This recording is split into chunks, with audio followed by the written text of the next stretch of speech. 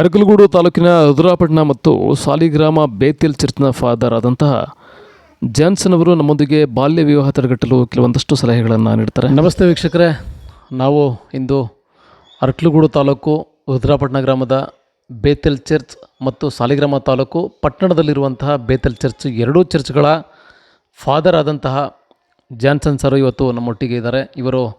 ಇವತ್ತಿನ ಒಂದು ಕಾರ್ಯಕ್ರಮದ ವಿಶೇಷತೆ ಏನಪ್ಪ ಅಂದರೆ, ಭಾಳಷ್ಟು ಜನ ಒಂದು ಬಾಲ್ಯ ವಿವಾಹವನ್ನು ಮಾಡ್ತಾ ಇರೋದ್ರ ಬಗ್ಗೆ, ಅದನ್ನು ಯಾವ ರೀತಿ ಅವಾಯ್ಡ್ ಮಾಡಬೇಕು, ಜೊತೆಗೆ ಬಾಲಕಾರ್ಮಿಕರು ಅತ್ಯಂತ ಹೆಚ್ಚಾಗಿ ವಿದ್ಯಾಭ್ಯಾಸವನ್ನು ತೊರೆದು ಕೆಲಸವನ್ನು ಮಾಡ್ತಾ ಇದ್ದಾರೆ. ಅದನ್ನು ಸ್ವಲ್ಪ ಅವಾಯ್ಡ್ ಮಾಡಿ ಉತ್ತಮ ಸಮಾಜಕ್ಕೆ ವಿದ್ಯಾರ್ಥಿಗಳಿಗೆ ಎತ್ತ ತಂದೆ ತಾಯಿಯವರ ಪಾತ್ರ ಅತ್ಯಮೂಲ್ಯ ಅನ್ನೋಕ್ಕಂಥ ಒಂದು ವಿಷಯ ಆಧಾರಿತವಾಗಿ ಇಟ್ಕೊಂಡು ಇವತ್ತು ನಮ್ಮೊಂದಿಗೆ ಕೆಲವೊಂದಷ್ಟು ವಿಚಾರಗಳನ್ನು ಹಂಚ್ಕೊಳ್ತಾರೆ.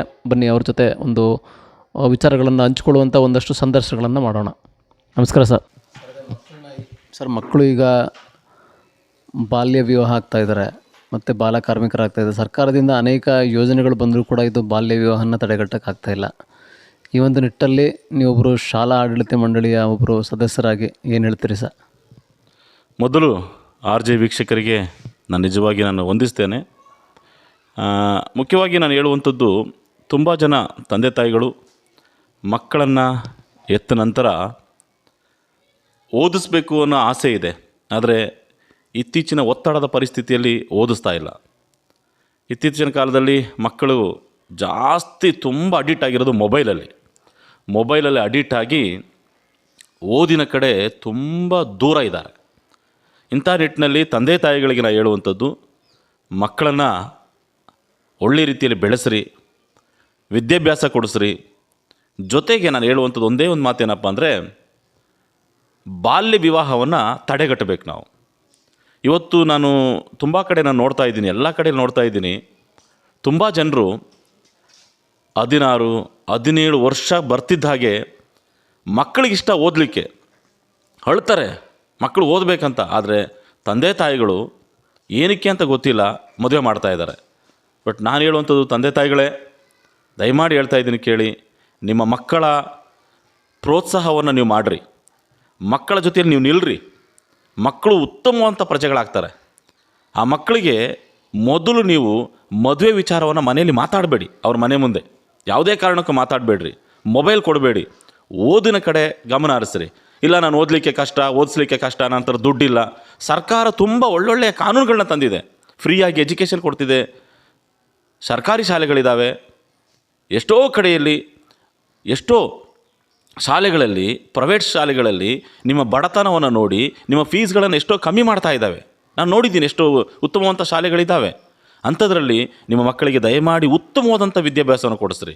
ಅವರಿಗೆ ಉತ್ತಮವಾದಂಥ ವಿದ್ಯಾಭ್ಯಾಸವನ್ನು ಕೊಟ್ಟರೆ ಅವ್ರು ನಿಜವಾಗಿ ಹೇಳ್ತಾ ಇದ್ದೀನಿ, ಯಾವುದೋ ಲೆವೆಲ್ಗೆ ಹೋಗಿ ನಿಂತು ಬಿಡ್ತಾರೆ ಅವರು. ಹಾಗಾಗಿ ನಾನು ಹೇಳುವಂಥದ್ದು, ಪೋಷಕರೇ ನಿಮಗೆ ನಾನು ಹೇಳುವಂಥ ಒಂದೇ ಒಂದು ಮಾತೇನಪ್ಪ ಅಂತ ಹೇಳಿದ್ರೆ, ನೀವು ಬಾಲ್ಯ ವಿವಾಹವನ್ನು ಮೊದಲು ತಡೆಗಟ್ರಿ. ಅಂದರೆ ಬೇರೆಯವ್ರ ಬಾಲ್ಯ ವಿವಾಹವನ್ನು ತಡೆಗಟ್ಟಿ ಅಂತ ಹೇಳ್ತಾ ಇಲ್ಲ, ನಿಮ್ಮ ಮಕ್ಕಳನ್ನ ನೀವು ಸೇಫ್ಟಿ ಮಾಡಿ. ನಿಮ್ಮ ಮಕ್ಕಳನ್ನ ನೀವು ಎತ್ತಿದ್ದೀರಿ ನಿಜ, ಅವರಿಗೆ ಒಳ್ಳೆ ಬಟ್ಟೆ ಕೊಡ್ತಾ ಇದ್ದೀರಿ ನಿಜ, ಒಳ್ಳೆ ಊಟ ಕೊಡ್ತಾ ಇದ್ದೀರಿ ನಿಜ, ಒಳ್ಳೆ ಎಜುಕೇಷನ್ನ ಕೊಡಿಸ್ರಿ. ಒಳ್ಳೆ ಎಜುಕೇಷನ್ನ ಕೊಡಿಸಿ. ಅದ್ರ ಜೊತೆಗೆ ಬಾಲ್ಯ ವಿವಾಹವನ್ನು ತಡೆಗಟ್ಟಿ ನೀವು ಮಾದರಿ ಆಗಿರಿ. ನಿಮ್ಮ ಮಕ್ಕಳಿಗೆ ನೀವು ಮೊದಲು ಮಾದರಿ ಆಗಿರಿ. ನಿಮ್ಮ ಮಕ್ಕಳಿಗೆ ನೀವು ಮೊದಲು ಹೀರೋಗಳಾಗಬೇಕು. ಅದು ಬಿಟ್ಬಿಟ್ಟು ಅಯ್ಯೋ ನಮ್ಮ ಅಪ್ಪ ಅಮ್ಮನಿಂದ ನಾನು ಈ ಲೆವೆಲ್ಗೆ ಬಂದಲ್ಲ ಅಂತ ಮುಂದೊಂದು ದಿನ ತಂದೆ ತಾಯಿಗಳನ್ನು ನೋಡಿ ಮಕ್ಕಳು ಕಣ್ಣೀರು ಹಾಕಬಾರ್ದು. ಆ ಮಕ್ಕಳು ಹೇಳಬೇಕು, ನಮ್ಮಪ್ಪ ಹೀರೋ, ನಮ್ಮಮ್ಮ ಹೀರೋ. ಯಾಕೆ ಅಂತ ಹೇಳಿದ್ರೆ ನನ್ನನ್ನು ಒಳ್ಳೆ ರೀತಿಯಲ್ಲಿ ಓದಿಸಿದ್ದಾರೆ, ಒಳ್ಳೆ ರೀತಿಯಲ್ಲಿ ಓದಿಸಿದ್ದಾರೆ. ನಾನು ಮದುವೆ ಆಯ್ತೀನಿ ಅಂತ ಹೇಳೋ ಗಂಟನೂ ಅವ್ರ ಮದುವೆ ವಿಚಾರ ಮಾತೇ ಆಡಲಿಲ್ಲ.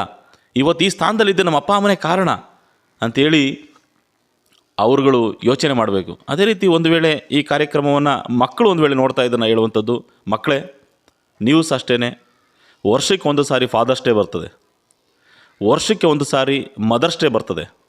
ಆ ಟೈಮಲ್ಲಿ ಮಾತ್ರ ಅಪ್ಪ ಅಮ್ಮನ ಫೋಟೋವನ್ನು ಸ್ಟೇಟಸಲ್ಲಿ ಹಾಕ್ಕೊಂಡು ಐ ಲವ್ ಯು ಅಪ್ಪ, ಐ ಲವ್ ಯು ಅಮ್ಮ ಅನ್ನೋ ಬದಲು ನಿಮ್ಮ ಅಪ್ಪ ಅಮ್ಮನಿಗೆ ನೋವಾಗೋ ರೀತಿಯಲ್ಲಿ ಯಾವತ್ತೂ ನಡ್ಕೋಬೇಡಿ. ಅದೇ ನಿಮ್ಮ ಅಪ್ಪ ಅಮ್ಮನಿಗೆ ಕೊಡುವಂಥ ದೊಡ್ಡ ಗಿಫ್ಟ್. ಎರಡನೇದಾಗಿ, ಅವರು ನಿಮ್ಮ ನಂಬಿಕೆ ಇಟ್ಟು ಕಾಲೇಜ್ಗಾಗಲಿ ಸ್ಕೂಲ್ಗಾಗಲಿ ಕಳಿಸ್ತಾ ಇರ್ತಾರೆ, ದ್ರೋಹ ಮಾಡಬೇಡಿ. ಯಾವತ್ತೂ ದ್ರೋಹ ಮಾಡಬೇಡಿ. ಅವರಿಗೆ ಸ್ಕೂಲಿಗೆ ಕಳಿಸುವಂಥದ್ದು ಓದಿಸ್ಲಿಕ್ಕೆ, ನಿಮ್ಮನ್ನು ಕಾಲೇಜಿಗೆ ಕಳಿಸುವಂಥದ್ದು ಓದಿಸ್ಲಿಕ್ಕೆ. ಬಟ್ ಅವ್ರು ನೆನೆಸಿರ್ತಾರೆ, ನನ್ನ ಮಗ ಕಾಲೇಜ್ಗೆ ಹೋಗಿದ್ದಾನೆ, ನನ್ನ ಮಗಳು ಕಾಲೇಜ್ಗೆ ಹೋಗಿದ್ದಾಳೆ ಅಂತ. ಆದರೆ ನೀವು ಒಂದು ವೇಳೆ ಕೆಟ್ಟದ್ದಾಗಿ ತಪ್ಪಾಗಿ ನಡ್ಕೊಳ್ತಾ ಇದ್ದೀರಿ ಅಂತ ನಿನ್ನ ತಂದೆ ತಾಯಿಗೆ ಕಿವಿಗೆ ಬಿತ್ತು ಅಂತ ಹೇಳಿದ್ರೆ ಕಣ್ಣೀರು ಹಾಕ್ತಾರೆ. ಅದು ಯಾವತ್ತೂ ಮಾಡೋಕ್ಕೆ ಹೋಗಬೇಡಿ. ನಿಮ್ಮ ತಂದೆ ತಾಯಿ ನಿಮ್ಮನ್ನು ಎಷ್ಟು ಪ್ರೀತಿ ಮಾಡ್ತಾರೋ ನೀವು ಅದೇ ರೀತಿ ತಂದೆ ತಾಯಿನ ಪ್ರೀತಿ ಮಾಡಿರಿ. ಹಾಗಾಗಿ ನಾನು ಹೇಳುವಂಥ ಒಂದೇ ಒಂದು ಮಾತು, ಇದರಲ್ಲಿ ಇಬ್ಬರಿಗೂ ಸಹ ಹೇಳುವಂಥದ್ದು, ಮಕ್ಕಳಿಗೂ ನಾನು ಹೇಳಿದ್ದೀನಿ, ತಂದೆ ತಾಯಿಗಳಿಗೂ ಹೇಳಿದ್ದೀನಿ, ದಯಮಾಡಿ ಯಾವತ್ತೂ ಸಹ ಅಷ್ಟೇ ತಂದೆ ತಾಯಿಗಳೇ ಅಪ್ಪ ಅಮ್ಮನಿಗೆ ಯಾವತ್ತೂ ಕಣ್ಣೀರು ಹಾಕುವಂಥ ರೀತಿಯಲ್ಲಿ ಮಕ್ಕಳು ನಡ್ಕೊಳ್ಬೇಡ್ರಿ. ತಂದೆ ತಾಯಿಗಳೇ ನೀವು ಅಷ್ಟೇ ಮಕ್ಕಳನ್ನು ಪ್ರೀತಿಸ್ರಿ, ಬಾಲ್ಯ ವಿವಾಹನ ತಡೆಗಟ್ರಿ, ಒಳ್ಳೆ ಎಜುಕೇಷನನ್ನು ಕೊಡಿಸ್ರಿ. ಬಾಲ್ಯ ವಿವಾಹವನ್ನು ತಡೆಗಟ್ಟಲಿಕ್ಕೆ ತಂದೆ ತಾಯಿಗಳು ಎಷ್ಟು ಪ್ರಾಮುಖ್ಯತೆಯನ್ನು ವಹಿಸಿದ್ದಾರೋ ಅದೇ ರೀತಿ ಆಶಾ ಕಾರ್ಯಕರ್ತರಿದ್ದಾರೆ, ಗ್ರಾಮದಲ್ಲಿ ಅಂಗನವಾಡಿ ಟೀಚರ್ಸ್ಗಳಿದ್ದಾರೆ. ಇವರಿಗೆ ಮೊದಲು ಮಾಹಿತಿ ಹೋಗ್ತದೆ. ಒಂದು ಊರಲ್ಲಿ ಯಾವುದೋ ಒಂದು ಮಗುವಿಗೆ ಮದುವೆ ಆಗ್ತಾ ಇದೆ ಅಂತ ಹೇಳಿದ್ರೆ ಮೊದಲು ಆಶಾ ಕಾರ್ಯಕರ್ತೆಗೆ ಮತ್ತು ಅಂಗನವಾಡಿ ಟೀಚರ್ಸ್ಗಳಿಗೆ ಮೊದಲು ಅವರಿಗೆ ನ್ಯೂಸ್ ಹೋಗುತ್ತೆ. ನ್ಯೂಸ್ ಹೋದ ತಕ್ಷಣವೇ ಮುಖದಾಕ್ಷಿಣ್ಯ ಇಲ್ಲದೆ ದಯಮಾಡಿ ಇಲಾಖೆಗೆ ತಿಳಿಸ್ರಿ, ನೀವು ತಡೆಗಟ್ರಿ. ಮುಂದೊಂದು ದಿನ ಆ ಮಕ್ಕಳಿಗೆ ನೀವು ಹೀರೋಗಳಾಗ್ತೀರಿ. ಆ ಮಕ್ಕಳು ಹೇಳ್ತಾರೆ, ನನ್ನ ಈ ಜೀವನ ಹಿಂಗಿರಲಿಕ್ಕೆ ಕಾರಣ ನನ್ನ ಆಶಾ ಕಾರ್ಯಕರ್ತೆ, ನಾನು ಹಿಂಗಿರೋಕ್ಕೆ ಕಾರಣ ಅಂಗನವಾಡಿ ಟೀಚರ್. ಯಾಕೆಂದರೆ ನಮ್ಮ ಅಪ್ಪ ಅಮ್ಮ ಮದುವೆ ಮಾಡಲಿಕ್ಕೆ ಹೋಗಿದ್ರು, ಅದನ್ನ ತಡೆಗಟ್ಟಿದ್ರು ಅಂತೇಳಿ ನಿಮಗೆ ಒಂದು ದೊಡ್ಡ ಹೆಮ್ಮೆ ಇರ್ತದೆ. ಇಲಾಖೆಗೆ ತಿಳಿಸ್ರಿ. ಇಲಾಖೆಯವರಿಗೆ ಸಹ ಹೇಳುವಂಥದ್ದು, ದಯಮಾಡಿ ಹೇಳ್ತಾ ಇದ್ದೀನಿ, ಯಾರ ಒತ್ತಡಕ್ಕೂ ಮಣಿಯದೆ ಇಂಥ ಬಾಲ್ಯ ವಿವಾಹವನ್ನು ದಯಮಾಡಿ ತಡೆಗಟ್ರಿ. ನಾನು ತುಂಬ ಕಡೆ ನೋಡ್ತಾ ಇದ್ದೀನಿ, 18 ವರ್ಷದ ಒಳಗಿರುವಂಥ ಅನೇಕ ಜನ ಮಕ್ಕಳಿಗೆ ಇವತ್ತು ಸಹ ಕದ್ದು ಮುಚ್ಚಿ ಮದುವೆಯನ್ನು ಮಾಡ್ತಾ ಇದ್ದಾರೆ. ನೋವಿನ ಸಂಗತಿ ಇದು, ತುಂಬ ನೋವಿನ ಸಂಗತಿ. ಹಾಗಾಗಿ ಅಂಥ ವಿಚಾರಗಳನ್ನ ತಡೆಗಟ್ಟಿ ಇಲಾಖೆಗೆ ನಿಜವಾಗಿ ಸ್ಪಂದಿಸಬೇಕಾಗಿ ನಾನು ಪ್ರೀತಿಯನ್ನು ಕೇಳ್ಕೊಳ್ತೇನೆ. ಧನ್ಯವಾದಗಳು ಸರ್.